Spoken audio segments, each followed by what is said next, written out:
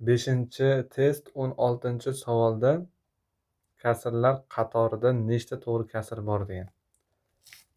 To'g'ri kasrlar degani a taqsim b ko'rinishidagi va adan b katta bo'lgan, ya'ni mahraji katta bo'lishi kerak. Suratida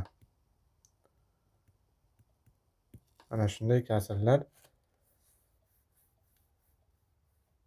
to'g'ri kasr hisoblanadi. Surati 1, mahraji 11. Demak, bu qanaqa kasr ekan? To'g'ri kasr ekan. Bitta. Bu ham shunday. Ikkinchisi. Bu ham shunday. Uchinchisi. 21 taqsim 111. Bu noto'g'ri.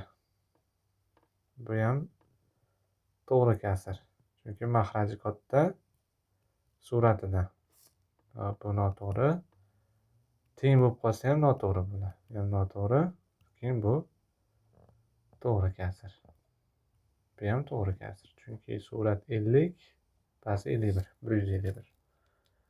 Shunday qilib sanasak 6 tani tashkil qilyapti. Javob olib qo'yamiz.